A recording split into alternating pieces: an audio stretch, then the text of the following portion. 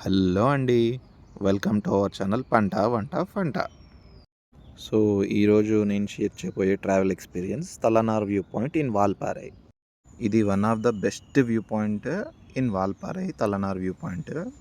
ఇలాగ మనం పొల్లాచి నుండి వాల్పారై వెళ్తున్నప్పుడు ఇక్కడ బోర్డ్ కనిపిస్తుంది మనకి తలనార్ అని. అక్కడ రైట్ తీసుకొని ఇలాగ కొంచెం డౌన్కి వచ్చిన తర్వాత అక్కడ మనకి ముందు కొంచెం చెక్ పోస్ట్ ఉంటుంది.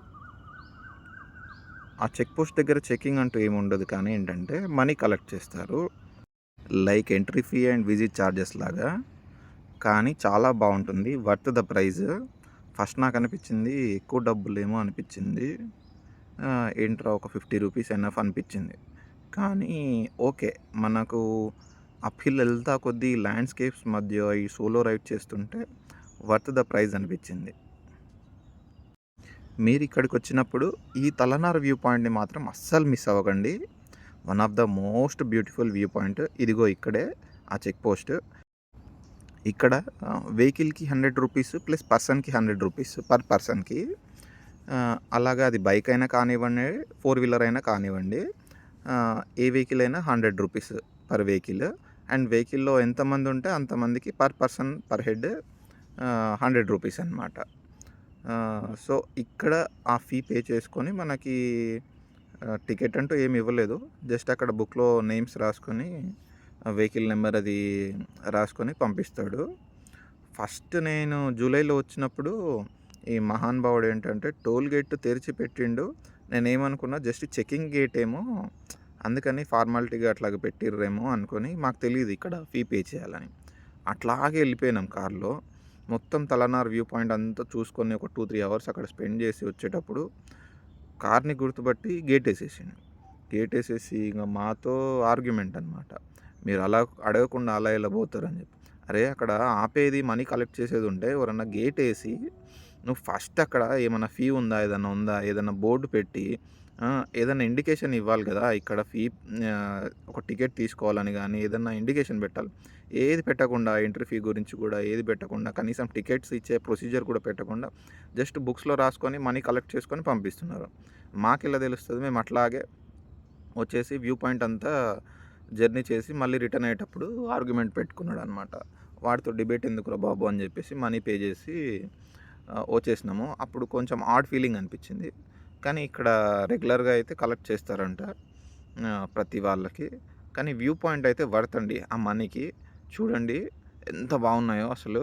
మనం అప్హిల్ ఎక్కుతున్న కొద్దీ ఎంత మంచి వ్యూ పాయింట్ అంటే ఇక్కడ landscapes one of the best view point ఇక్కడ వాల్పారైలో. ఫస్ట్ నేను మున్నార్ వెళ్దాం అనుకున్నా కోయంబత్తూరు తర్వాత, కానీ ఎందుకో వాల్పారా ఎక్స్ప్లోర్ చేద్దాం మళ్ళీ అని అనిపించింది. ఎందుకంటే ఇంతకుముందు వచ్చినప్పుడు జూలైలో చాలా డెన్స్ ఫాగ్ అనమాట. ఆ డెన్స్ ఫాగ్ ఉండడం వల్ల మాకు ఈవెన్ 10 మీటర్స్ కూడా వెహికల్కి ముందు అసలు ఏం కనిపించలేదు. ఇంత మంచి వ్యూ పాయింట్ అప్పుడు మిస్ అయిపోయాము. అఫ్కోర్స్ అప్పుడు కూడా ఫాగ్ మధ్యలో ఈ ల్యాండ్స్కేప్స్ అన్నీ బాగా కనిపించినాయి. కాకపోతే ఇంత మంచిగా ఇంత దూరము అంటే ఇప్పుడు మన కనుచూపు మేరలో ఎన్ని కిలోమీటర్స్ ఉందో దాదాపు అన్ని కిలోమీటర్స్ మనకు వ్యూ ఎంత మంచిగా కనిపిస్తుంది కదా. ఇందులో అట్లీస్ట్ 1% కూడా మాకు అప్పుడు విజిబిలిటీ లేదు. సో మీరు కూడా ఏంటంటే మళ్ళీ ఇప్పుడు జూలై, ఆగస్ట్ ఫస్ట్ వీక్లో అలా కాకుండా మాన్సూన్ ఎండ్ అయ్యే టైంకి మీరు ఇక్కడికి జర్నీ ప్లాన్ చేసుకుంటే మీరు రోడ్ జర్నీ కానివ్వండి, ఇక్కడికి వచ్చిన తర్వాత ప్రతి వ్యూ పాయింట్ కానీ చాలా ఎంజాయ్ చేస్తారు. ఎంత మంచి ఎక్స్పీరియన్స్ని కలెక్ట్ చేసుకుంటారు. చూడండి ఎంత మంచి ల్యాండ్స్కేప్స్. అస్సలు అంటే మనకి కెమెరాలో అంత ఎఫెక్టివ్గా ఉండదు, కానీ లైవ్గా మనం సోలో రైడ్ కానీ అక్కడ ట్రావెల్ కానీ చేస్తుంటే ఒక్కసారి ఊహించుకోండి ఆ ఎక్స్పీరియన్స్ ఎంత బాగుంటుందో. ఒక్కొక్క వ్యూ పాయింట్ వేరే లెవెల్ అనమాట. అసలు ఎక్కడ చూసినా ఈ ల్యాండ్స్కేప్స్, అక్కడ డిస్టెంట్ హిల్స్లో ఆ ఫారెస్ట్లు, ఆ థిక్ ఫారెస్ట్లు అవన్నీ చూస్తుంటే ఎంత మంచి ఫీలింగ్. మీకు తెలియదేమో,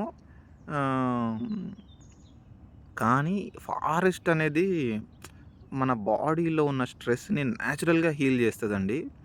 అదైతే నేను చాలాసార్లు ఎక్స్పీరియన్స్ అయ్యాను. పర్సనల్ లైఫ్లో కానీ, వర్క్ లైఫ్లో కానీ ఏదన్నా చిన్న స్ట్రెస్ ఉన్నా, ఏదున్నా ఎప్పుడన్నా వీకెండ్స్లో ఇలాగ లాంగ్ డిస్టెన్స్ రైడ్స్ వచ్చినప్పుడు నేచర్ మధ్యలోకి ఎంత బాగుంటుందంటే ఆ ఎఫెక్ట్ మనకి. మనం ఒక్క 3-4 డేస్ ఇట్లాగా సోలోగా ట్రావెల్ చేస్తే చాలు. ఆ ఎఫెక్ట్ ఈ బ్యూటిఫుల్ నేచర్ ఎఫెక్ట్ మన పైన అట్‌లీస్ట్ ఒక 2-3 మంత్స్ ఉంటుందండి. మనకి మెంటల్ పీస్‌తో పాటు మన థాట్స్‌నన్నిటిని ఈ ఎక్స్‌పీరియన్స్ చాలా కామ్ డౌన్ చేస్తది.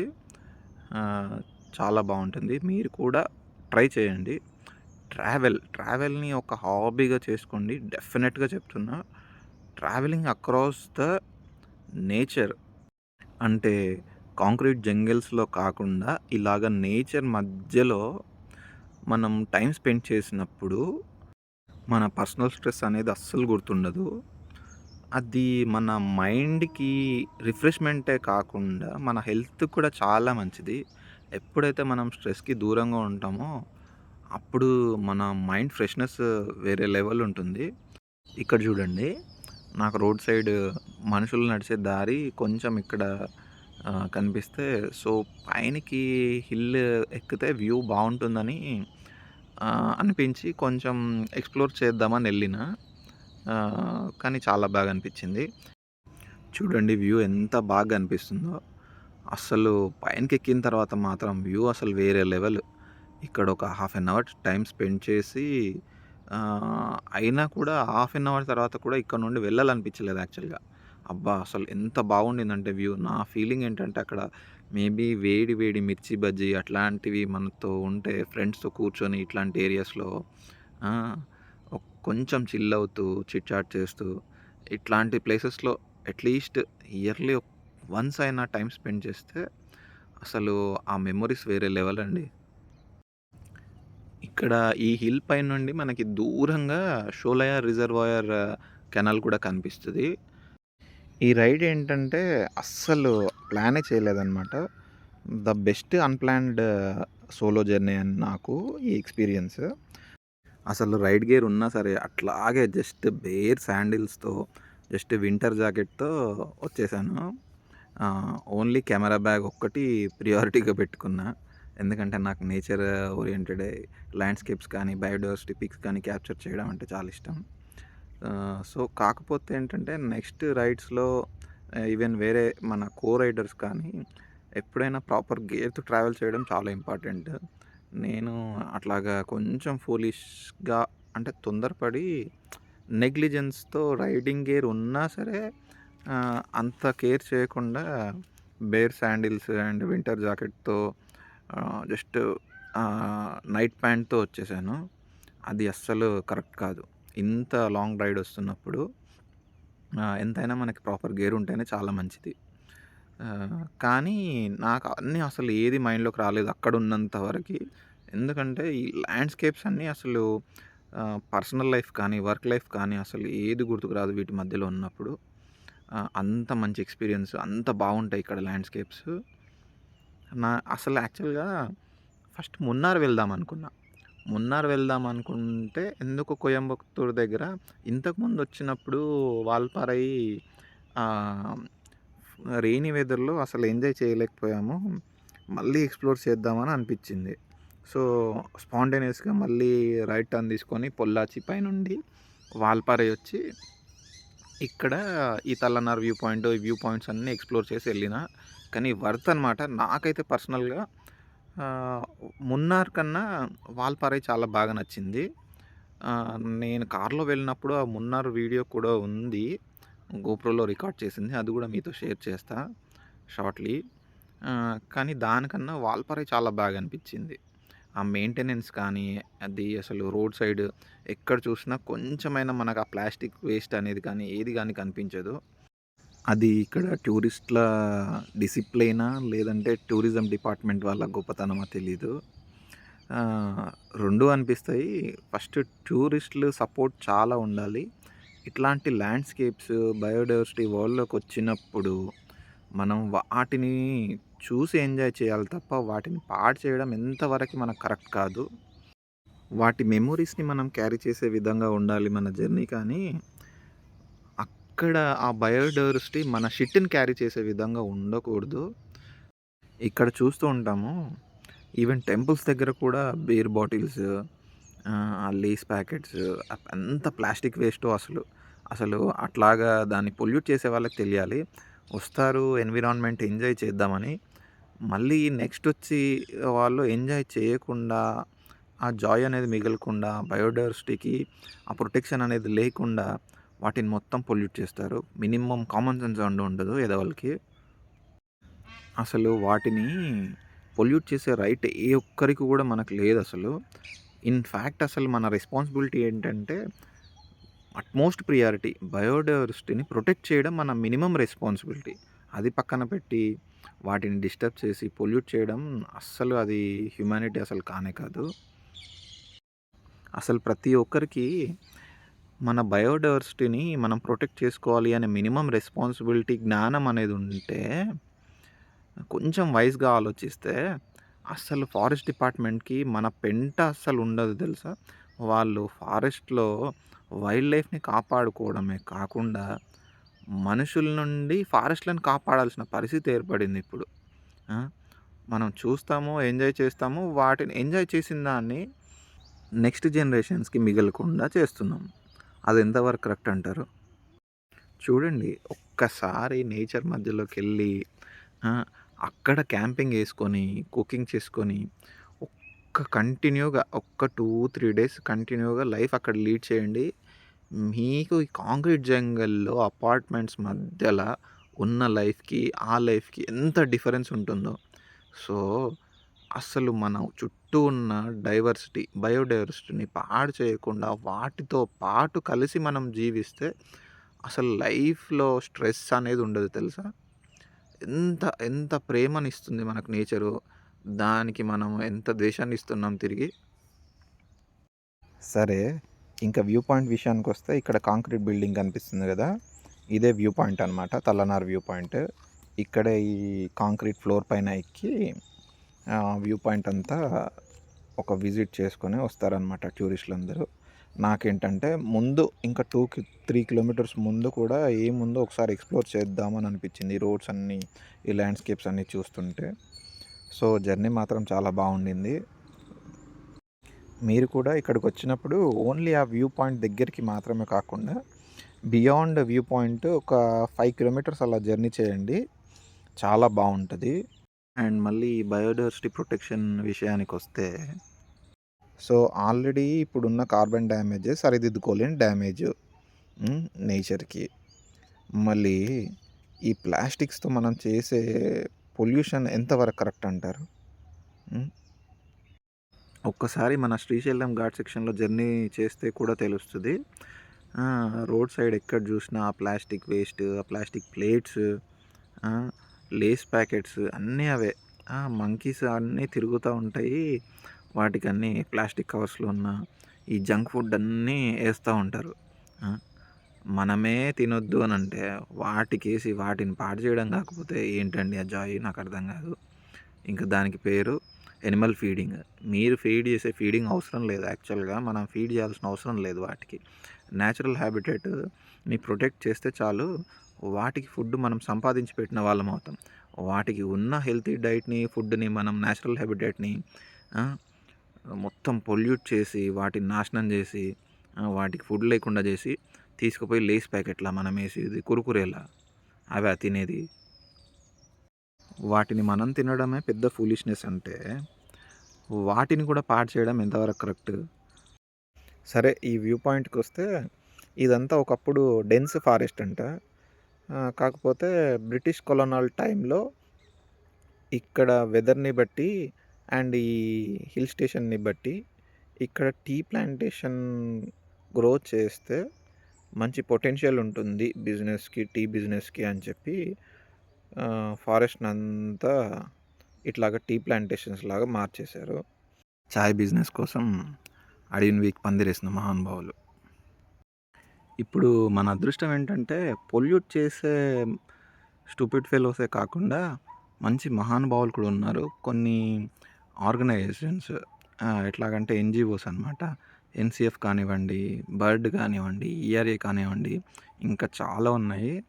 ఇట్లా ఫారెస్ట్‌లను కానీ, బయోడైవర్సిటీలను కానీ ప్రొటెక్ట్ చేసేవాళ్ళు లోకల్ చిల్డ్రన్‌ని అక్కడ రిమోట్ ఏరియాస్‌కెళ్ళి వాళ్ళకి ఎంత ఓపిక ఉంటే తక్కువ సాలరీస్‌కి అక్కడికెళ్ళి వాళ్ళకి ప్యాషన్ అనమాట యాక్చువల్‌గా. సాలరీస్ దే డోంట్ మైండ్ యాక్చువల్‌గా. ఎన్‌సీఎఫ్ డిపార్ట్‌మెంట్ వాళ్ళు, బర్డ్, ఈఆర్ఏ ఇంకా చాలా ఆర్గనైజేషన్స్ ఉన్నాయి. ఇంకా అట్లాంటి ఎన్‌జీఓస్ ఉండబట్టే మనకి ఇంత మంచి బయోడైవర్సిటీ అట్‌లీస్ట్ ఇంతైనా మిగిలుంది. నాకు ఫస్ట్ ఈ తలనార్ వ్యూ పాయింట్ గురించి చెప్పింది అట్లాగా ఎన్‌సీఎఫ్‌లో పనిచేసే గణేష్ రఘునాథన్ అనే ఎంప్లాయీ అనమాట. ఆయన ఎన్‌సీఎఫ్‌లో ఒక మేనేజర్ పొజిషన్‌లో ఉన్నారు. నైట్ టైమ్ మేము వాల్పారై చేరుకున్నప్పుడు అక్కడ హెవీ రెయిన్ ఉన్నప్పుడు అక్కడ గ్రాసరీస్ కొంటున్నాము. అక్కడ స్టోర్ అతనికి ఏంటంటే ఓన్లీ తమిళ్ తప్ప హిందీ అర్థం కావట్లేదు, ఇంగ్లీష్ అర్థం కావట్లేదు. సో, ఆయన వచ్చి మాకు మేము ఇంగ్లీష్‌లో చెప్తుంటే దాన్ని తమిళ్‌లో కన్వర్ట్ చేసి గ్రాసరీస్ అన్నీ మాకిప్పించాడక్కడ. బాగా హెల్ప్ చేసిండు. తర్వాత నాకు నేచర్ పట్ల ఉన్న ఇంట్రెస్ట్‌ని నా ఫోటోస్‌ని ఆ కన్వర్జేషన్ మధ్యలో అవి చూసి ఇద్దరం ఒకరినొకరము ఇన్‌స్టాలో ఫాలో అయ్యి తర్వాత చెప్పిండనమాట. నల్లముడి వ్యూ పాయింట్, తల్లనార్ వ్యూ పాయింట్ చాలా బావుంటది. తప్పకుండా ఎక్స్‌ప్లోర్ చేయండని. సో, వర్త్ అనమాట. తను అక్కడ 13 ఇయర్స్ నుంచి జాబ్ చేస్తున్నాడంట ఎన్‌సీఎఫ్‌లో. సో, ఆయన జాబ్ ఏంటంటే ఎలిఫెంట్ లైఫ్ పైన డాక్యుమెంటరీ చేయడము. అప్పుడప్పుడు ఇన్‌స్టాలో photos, videos, drone shots post చేస్తుంటాడు. చాలా బావుంటాయి. అసలు చెప్పాలంటే తన డ్రీమ్ లైఫ్ లీడ్ చేస్తున్నాడాయన. నేను కూడా ట్రై చేసినా, కానీ నాకు వాళ్ళు అడిగిన ఎక్స్‌పీరియన్స్‌కి, జాబ్ ప్రొఫైల్‌కి నా జాబ్ ప్రొఫైల్ సెట్ అవ్వలేదు. అది నా బ్యాడ్ లక్. ఇక్కడ ఈ వ్యూస్ అన్నీ చూసిన తర్వాత ఒక్క వన్స్, ట్వైస్, థ్రైస్ వస్తే సరిపోదు. అట్‌లీస్ట్ ఇయర్లీ వన్స్ మాన్సూన్ ఎండింగ్‌లో ఈ వాల్పారైకి డెఫినెట్‌గా ట్రిప్ ప్లాన్ చేసుకోవాలని అనిపించింది. మరి మీకేమనిపించిందో చెప్పండి. ఇఫ్ మీకు కూడా సేమ్ ఫీలింగ్ ఉంటే చెప్పండి. నెక్స్ట్ టైం కలిసి వద్దాం ఇక్కడికి. వ్యూస్ మాత్రం చాలా ప్రామిసింగ్‌గా ఉంటాయి. సో, అప్పుడప్పుడు ఇది ఒక రిఫ్రెష్‌మెంట్ రైడ్స్ అని చెప్పుకోవచ్చు. ఇలాగ రిఫ్రెష్‌మెంట్ రైడ్స్, టూర్స్ ప్లాన్ చేసుకోవడం ప్రతి ఒక్కరికి ఇంపార్టెంట్. సో, ప్రతి ఒక్కరికి ఒక్కొక్క రిఫ్రెష్‌మెంట్ జోన్ ఉంటుంది. సో, నాకేంటంటే ఇట్లాగా సోలో రైడ్స్ అమిడ్ నేచర్ అంటే చాలా ఇష్టం. ఎస్పెషల్లీ ఫారెస్ట్ మధ్యలో ఇలాగా బ్యూటిఫుల్ ల్యాండ్‌స్కేప్స్ మధ్యలో ట్రావెల్ చేయడం అంటే చాలా ఇష్టం. మన సౌత్, సౌత్ ఇండియా తిరగడం, ఎక్స్‌ప్లోర్ చేయడము, అన్‌ఎక్స్‌ప్లోర్డ్ రూట్స్ అన్నీ సోలో రైడ్స్ వెళ్ళడం అంటే చాలా ఇష్టం. అండ్ స్టే విషయానికొస్తే నేను నెక్స్ట్ మార్నింగ్ నాకు అతిరపల్లి వెళ్ళే ప్లానింగ్ ఉంది కాబట్టి సో, అతిరపల్లికి వెళ్ళే చెక్ పోస్ట్ దగ్గరలో స్టే చేశాను. మీరొచ్చినప్పుడు కూడా అక్కడ కిచిడి ఉన్న వాల్పాறை టౌన్‌లో కాకుండా ఆ ఫారెస్ట్‌కి ముందు ఉన్న గెస్ట్ హౌసెస్‌లో, రెసిడెన్స్‌లో స్టే చేయడం చాలా బావుంటది. ఎర్లీ మార్నింగ్ బర్డ్ సౌండ్స్ ఎట్లాగంటే ఆ గెస్ట్ హౌసెస్‌లో మనం ఫారెస్ట్ మధ్యలో క్యాంప్ వేసుకున్న ఎక్స్‌పీరియన్స్ వస్తది. సెక్యూర్డ్‌గా ఉంటది. ప్లస్ ఆ ఎక్స్‌పీరియన్స్ కూడా చాలా యూనిక్‌గా చాలా బాగా అనిపిస్తది. ఈ ట్రిప్‌లో నాకు అడిషనల్ జాయ్ ఏంటంటే నాతో పాటు నేను పాకెట్ క్యాంపింగ్ స్టవ్ తెచ్చుకున్నా బ్యూటీన్‌ది. సో, ఎక్కడంటే అక్కడ నాకు నచ్చిన వెదర్‌లో అక్కడ ఆపుకొని రోడ్ సైడ్‌కి క్నూర్ సూప్ ప్యాకెట్స్‌తో సూప్ చేసుకోవడము, వేడివేడిగా సూప్ తాగి, తర్వాత మళ్ళీ జర్నీ కంటిన్యూ చేస్తుంటే చాలా బాగా అనిపించింది. అండ్ ఎక్కువ మొత్తంలో బయట ఫుడ్ కాకుండా నేనేంటంటే రోడ్ సైడ్ ఎప్పుడైనా రా వెజిటబుల్స్ కనిపిస్తే స్వీట్ పొటాటో కానీ, గ్రీన్ పీస్ కానీ కనిపిస్తే అవి తీసుకొని వాటిని కెటిల్‌లో బాయిల్ చేసుకొని తినేది. హోటల్‌కెళ్ళిన తర్వాత లేదంటే రోడ్ సైడ్‌కి మన పాకెట్ స్టవ్‌లో కుక్ చేసుకొని ఎంత బాగా అనిపిస్తదంటే అక్కడ లష్ గ్రీన్ మధ్యల వేడి వేడి స్వీట్ పొటాటో అవి మనమే బాయిల్ చేసుకొని తింటుంటే చాలా బాగా అనిపిస్తది. మీరు కూడా ట్రై చేయండి. ట్రై చేసి ఎక్స్‌పీరియన్స్ షేర్ చేయండి. ఇదిగో ఇక్కడే దాదాపు ఇది డెడ్ ఎండ్ అనమాట. ఇంకా కింద మహా అంటే ఒక హాఫ్ కిలోమీటర్ తర్వాత ఒక చిన్న రిసార్ట్ ఉంది. ఆ రిసార్ట్ తర్వాత ఇంకేం లేదు. సో, మళ్ళీ రిటర్న్ అయ్యి ఇంకా మెయిన్ వ్యూ పాయింట్ దగ్గరికొచ్చేసి అక్కడ ఒక half an hour time spend చేసి కొన్ని షాట్స్ తీసుకొని నెక్స్ట్ వ్యూ పాయింట్‌కి స్టార్ట్ అయ్యాను. ఇక్కడ వ్యూ మాత్రం వేరే లెవెల్ అండి. అక్కడ కాంక్రీట్ బిల్డింగ్ ఉంది కదా కనిపిస్తుంది. దాని పైనకి ఎక్కిన తర్వాత వ్యూ చూపిస్తాను చూడండి ఎంత బ్యూటిఫుల్గా ఉంటుందో. కోర్స్ ఇట్లాంటి వ్యూ పాయింట్స్ వీళ్ళు ఇంకొక 3-4 అరేంజ్ చేసి ఉంటే బాగుండేది అట్లీస్ట్. ఇట్లా హైట్ ఉన్న స్ట్రక్చర్ పైన ఎక్కి చూసినప్పుడు ల్యాండ్స్కేప్స్ చాలా బ్యూటిఫుల్గా అనిపించినాయి. దూరంగా షోలయార్ డ్యామ్, ఆ ఫారెస్ట్లు కనిషుప్ మేరలో ఉన్న లాంగ్ ఫారెస్ట్స్ అవన్నీ చూస్తుంటే వీటిపై నుండి చాలా బాగా అనిపిస్తుంది. చూడండి ఎంత బాగుంటుందో వ్యూ దీనిపై నుండి. చాలా బాగుంది. ఇది కంప్లీట్ తలనార్ వ్యూ పాయింట్ వీడియో అనమాట. Full video. మీకు ఈ వీడియో నచ్చితే తప్పకుండా మన ఛానల్కి సబ్స్క్రైబ్ చేయడం మర్చిపోకండి. ఇంకా మంచి మంచి టూర్ వ్లాగ్స్తో మళ్ళీ కలుద్దాం. Thank you.